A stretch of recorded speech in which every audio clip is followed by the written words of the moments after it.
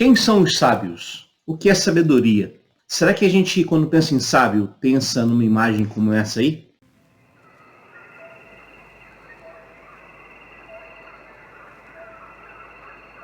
Será que quando o tema de sabedoria surge na nossa mente, a gente imagina aquele personagem que se esconde no monte, que fica lá separado de tudo e de todos, e que fica refletindo sobre a vida e isolado de todo mundo? Bom, se você pensa assim, você está errado. Sabedoria não é isso. Então vamos lá ver o que significa sabedoria nesse vídeo. Mas antes, claro, se você é novo aqui no canal, nova aqui no canal, aproveita para se inscrever, dê o seu like se você estiver curtindo o vídeo e também faça os seus comentários. Você é muito bem-vindo, muito bem-vinda aqui. Bom, a sabedoria pode ser descrita como a arte de viver bem, e isso é uma coisa que a gente precisa. No judaísmo e também no próprio Antigo Oriente, os sábios não são essas pessoas retraídas, reclusas, que ficariam respirando pérolas de sabedoria. Ao contrário, os sábios estão vinculados à vida cotidiana. Dentro de Israel, os sábios correspondiam a um grupo muito heterogêneo, ou seja, nós temos desde o educador até o filósofo. E eles são auxiliares dos reis, dos príncipes, estão juntos à corte, mas também participam da vida comum. E há dois grupos temáticos que os sábios desenvolvem na sua prática de sabedoria. O primeiro grupo diz respeito às grandes questões universais. Então,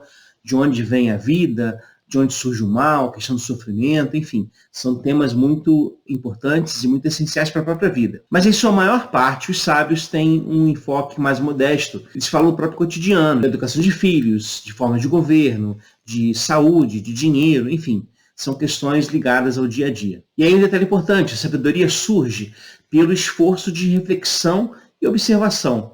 Então, a sabedoria surge da própria vida, dos insights que o sábio tem ao relacionar-se com a vida. E, nesse sentido, nós encontramos sabedoria em várias fontes, inclusive nesta aí. A vingança nunca é plena. Mata a alma e a envenena. Aliás, vale a pena você buscar na internet as pérolas de sabedoria do seu Madruga. Ele sabia o que dizia. Mas voltando aqui à história dentro do ambiente judaico. A sabedoria em Israel passou por fases de desenvolvimento. Então nós temos um humanismo internacional, chamado assim porque a sabedoria é comum a todos os povos. Aliás, no livro de Provérbios nós encontramos sabedoria de outros povos, que não o povo judeu. Depois nós temos um segundo momento em que a sabedoria se mostra muito otimista. A perspectiva é quase de causa e efeito.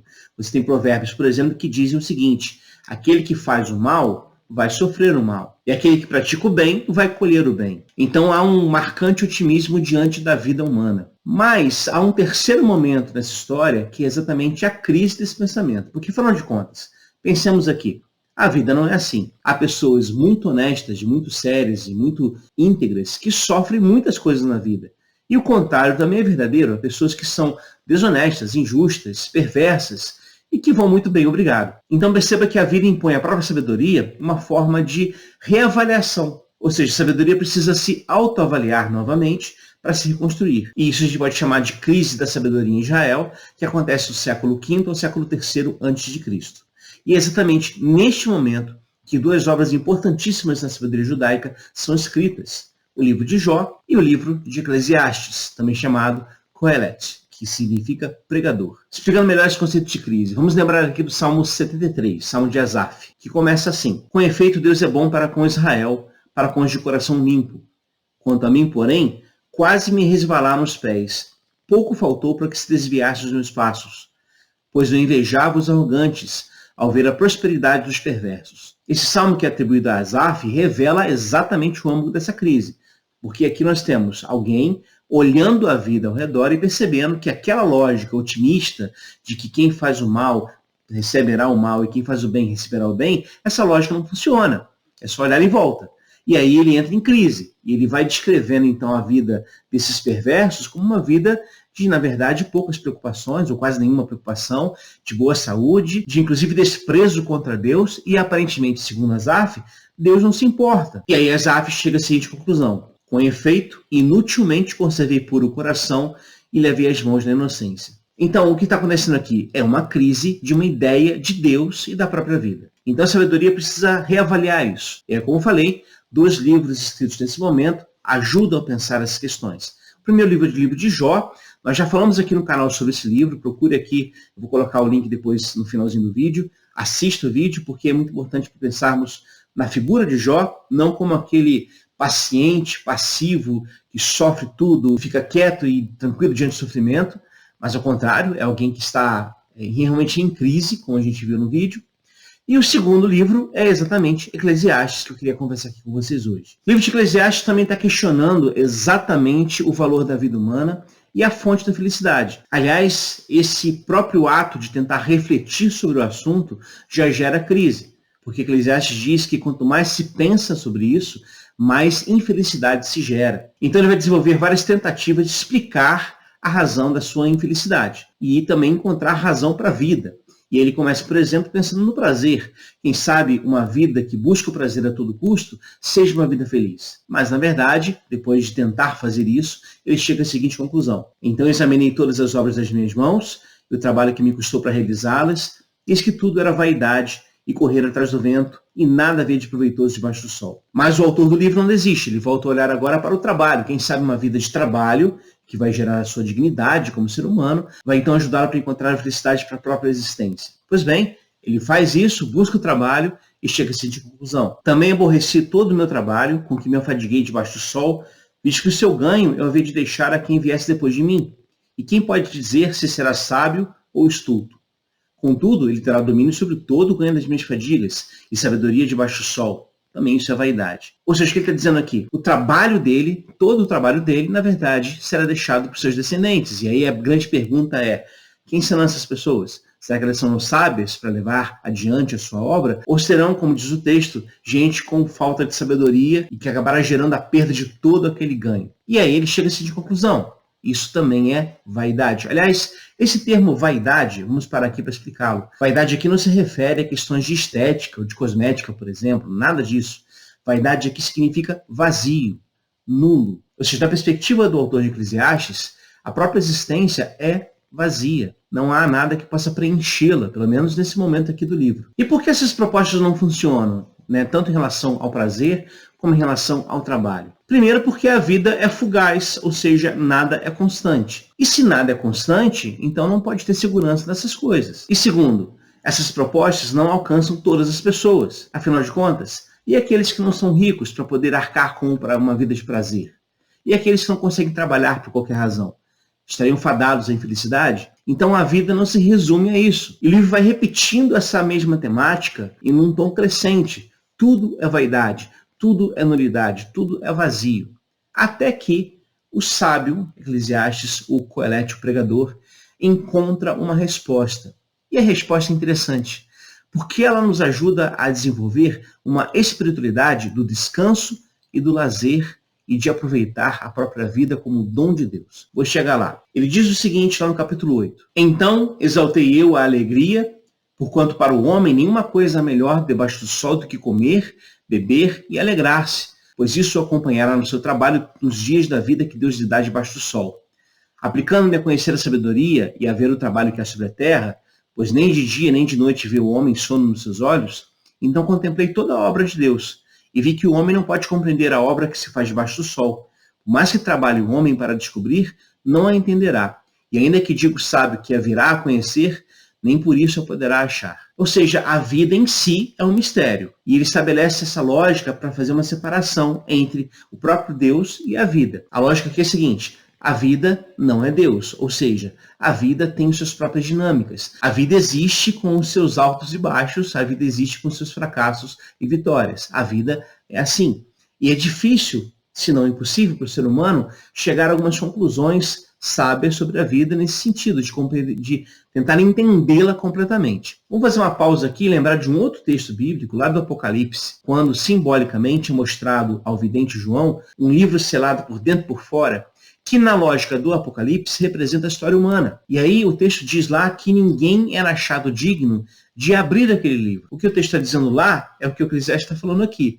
Ninguém é capaz de dar conta da história. Ninguém é capaz de dar conta da vida humana. Não há explicações fáceis aqui. Não há respostas prontas. E qualquer resposta pronta está fadada a ser insuficiente. Porque, afinal de contas, a vida não se esgota nessas questões. Ela é muito mais ampla, muito maior. Eclesiastes deixa claro que a experiência de felicidade não vem do próprio homem, do ser humano, mas vem de Deus. Por que isso? Porque na lógica que o livro apresenta, embora não diretamente, mas transparece nos bastidores, a ideia de que Deus deseja a felicidade humana. E aí ele tenta resumir todas essas questões num capítulo que para mim é o coração do livro, e é belíssimo esse capítulo, que é o capítulo 9. Queria ler com você. Diz o seguinte: deveras me apliquei a todas essas coisas para claramente entender tudo isso, que os justos e os sábios e os seus feitos estão nas mãos de Deus. E se é amor ou se é ódio que está à sua espera, não o sabe o homem. Tudo lhe está oculto no futuro. Tudo sucede igualmente a todos. O mesmo sucede ao justo e ao perverso, ao bom, ao puro e ao impuro, tanto ao que sacrifica como ao que não sacrifica, ao bom como ao pecador, ao que jura como ao que teme juramento. Então a primeira coisa que ele afirma, que é fruto da sua sabedoria: o futuro não pode ser conhecido. Isso é evidente, mas a gente muitas vezes se esquece dessa questão básica. A gente projeta a nossa vida no futuro e a gente vive ansioso por ele. Aliás, a ansiedade é um mal desse tempo. As pessoas vivem ansiosas por questões que elas não serão capazes de resolver e nem seriam capazes de resolver se elas estivessem presentes hoje.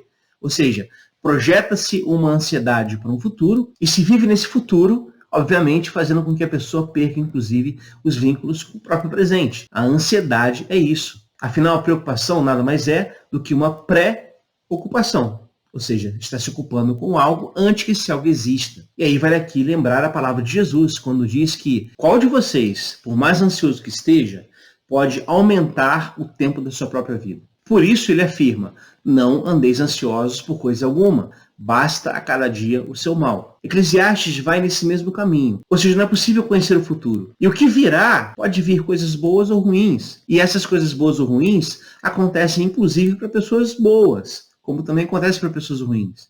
Então, não dá para prever essas questões. Então, Eclesiastes encontra uma resposta para essa crise da sabedoria no ato de viver de forma plena.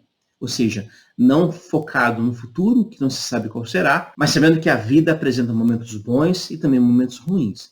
Por isso ele diz o seguinte: vai, pois, come com alegria o teu pão e bebe gostosamente o teu vinho, pois Deus já de antemão se agrada das tuas obras.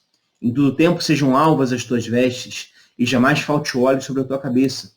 Goza a vida com a mulher que amas todos os dias da tua vida fugaz, os quais Deus te deu debaixo do sol, porque esta é a tua porção nessa vida, pelo trabalho com que te afadigaste debaixo do sol.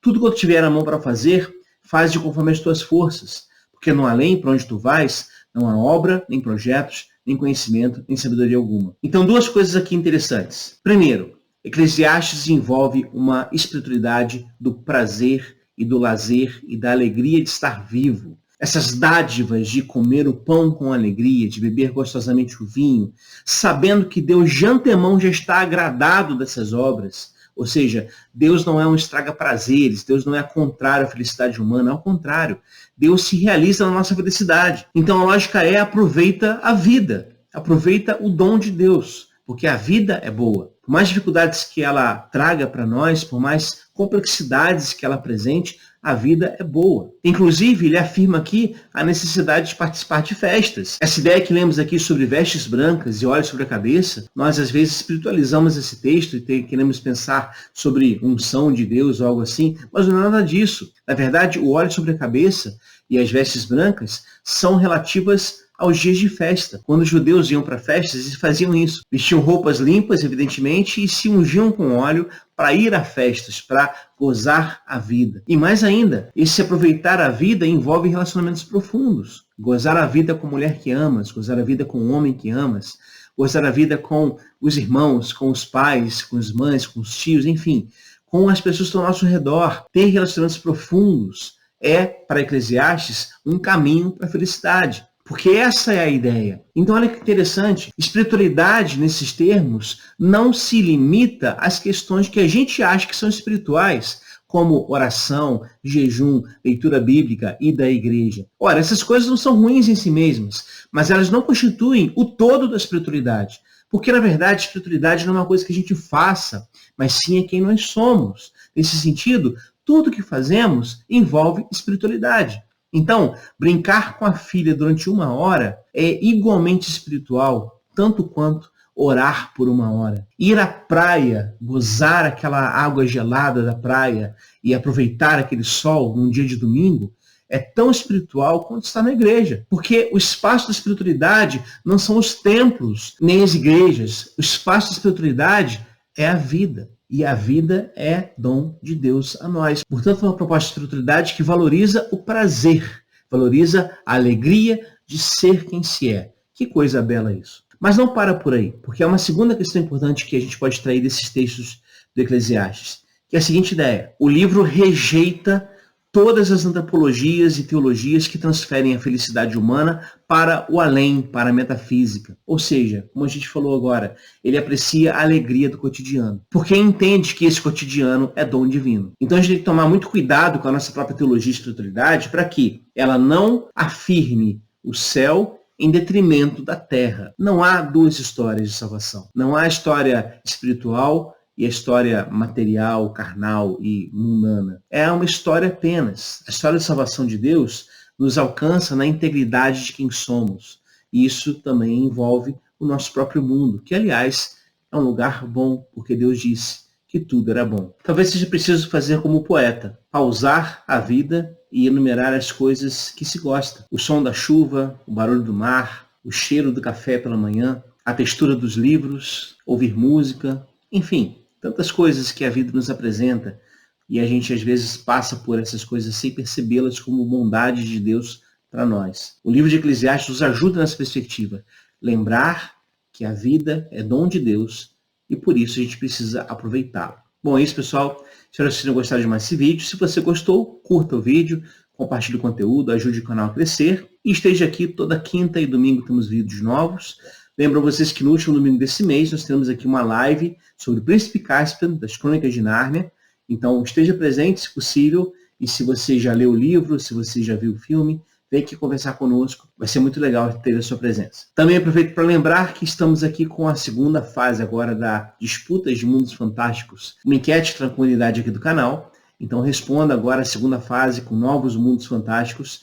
E aí os 2 mais votados passam para a fase seguinte, e em cada uma dessas fases, o mais votado ganhará um vídeo aqui no canal. Na primeira disputa, aliás, ganhou o Sítio do Pica-Pau Amarelo. Então em breve aqui no canal teremos um vídeo sobre Monteiro Lobato e a sua obra. Então é isso, pessoal. Um abraço e até a próxima.